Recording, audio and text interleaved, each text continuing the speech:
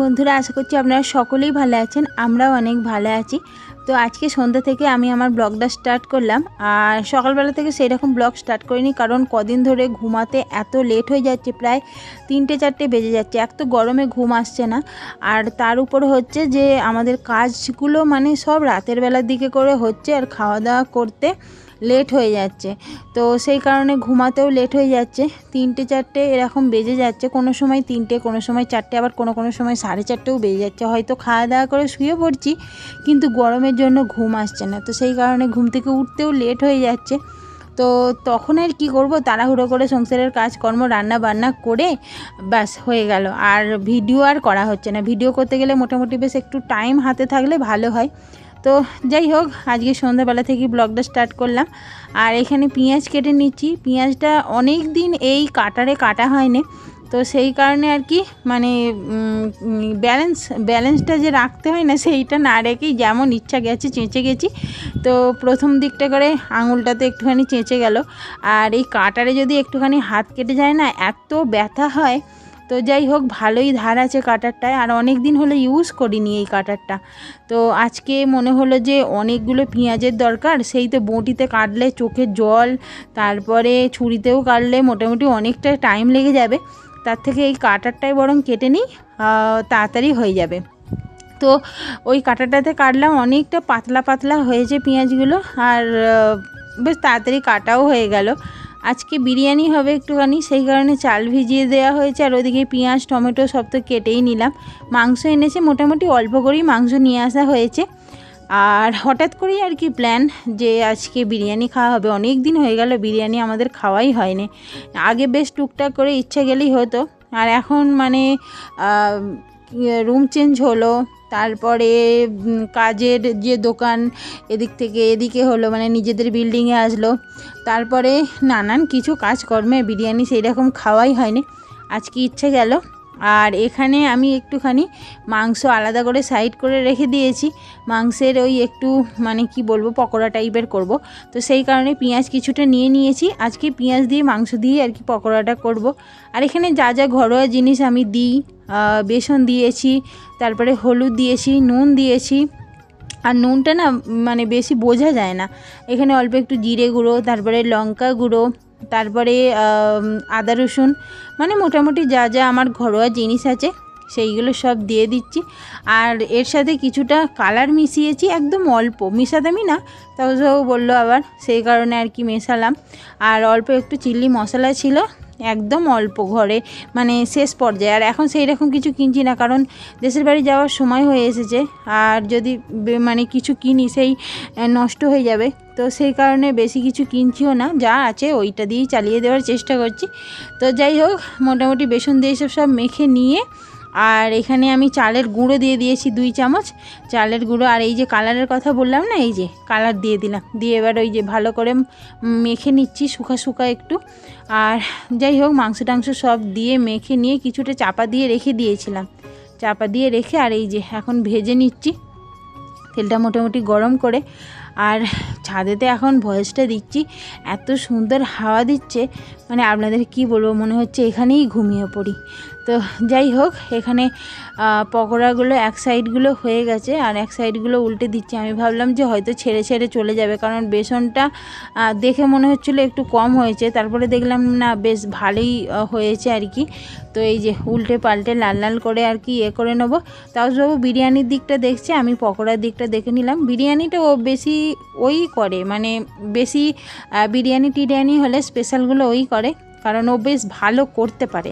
আর আমি তো cameraman, camera ধরে একটু ওর পিছনে লাগিয়ে একটু বকাই। তো যাই হোক, এখন চালটা দিয়ে দেওয়া হচ্ছে বিরিয়ানির। তো রান্নাবান্না ওদিকে হচ্ছে, আর এদিকে আমরা একটু ঠান্ডা ঠান্ডা হাওয়া খেতে এসেছি। রান্নাঘরটায় প্রচণ্ড গরম হচ্ছে, আর ভাতটা হয়ে গেছে, আর মাংসের মশলা হচ্ছে। তো এবার যাবো। আর বাবু ওদিকে গরমে পাখা চালিয়ে টিভি দেখছে, আর আমরা এদিকে প্রকৃতির হাওয়া খাচ্ছি।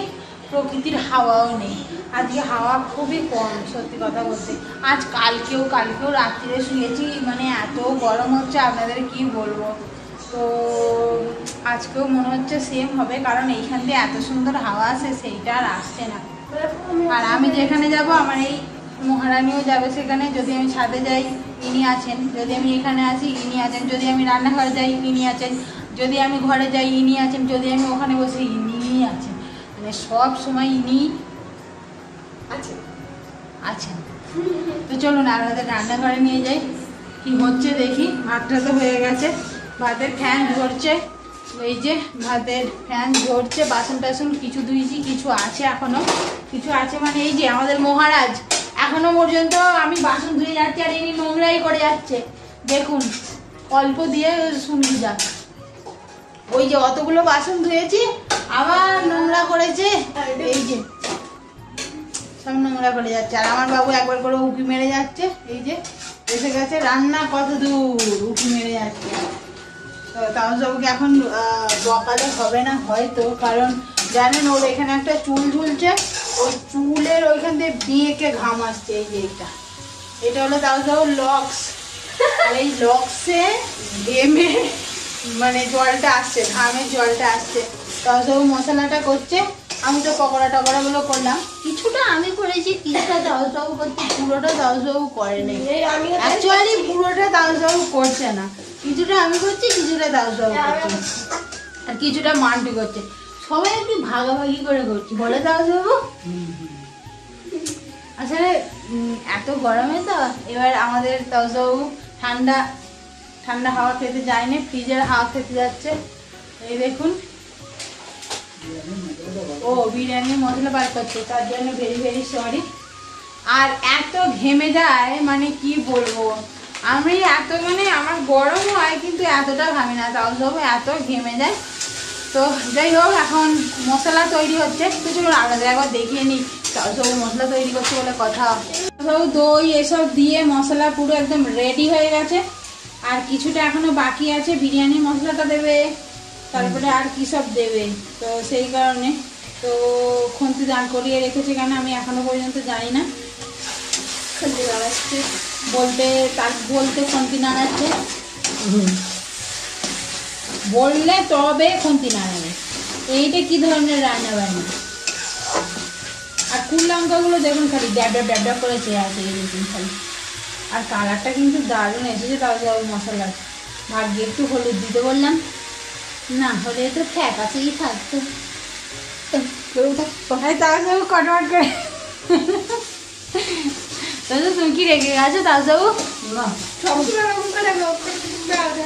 তুমি রাগুনি, তাও যাবো রেখে গেছো।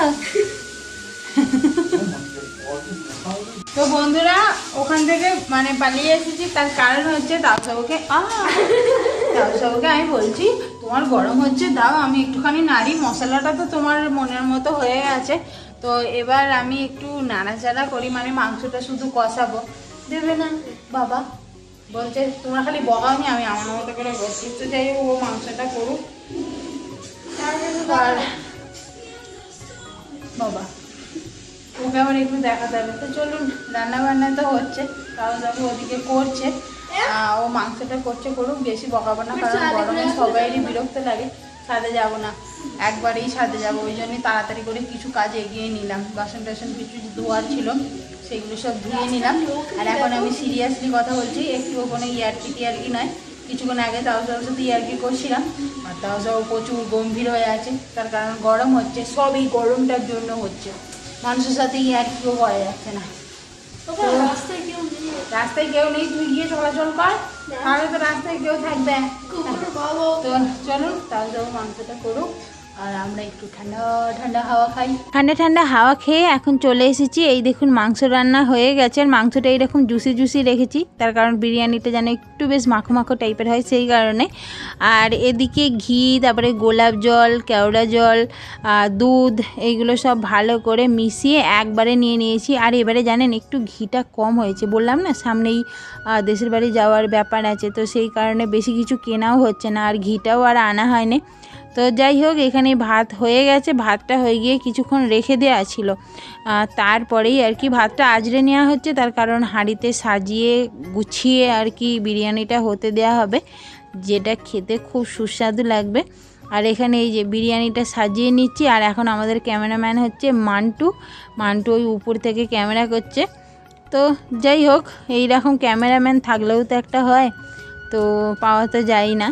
তো আর মাংস রান্নাটা খুব সুন্দর হয়েছিল, একটুখানি করে চাকা হয়ে গেছে সবাইয়ের। আর এখানে আলুটা আলাদা করে ভেজে মাংসতে থেকে আর কি কষিয়ে রান্না করে আলাদা করে নেওয়া হয়েছে, কারণ যখনই বিরিয়ানি হাতা করে তুলতে যাওয়া হয় মানে কিছু কিছু সময় আলু কেটে চলে যায়, তো সেই কারণে আর কি আলাদা করে রাখা আছে, উপরের দিকে দিয়ে দেবো।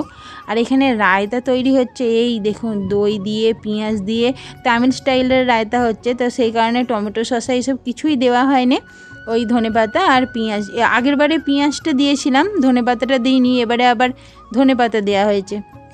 তো যাই হোক, আপনাদের সাথে কথা বলতে বলতে এখানে বিরিয়ানি রেডি হয়ে গেছে।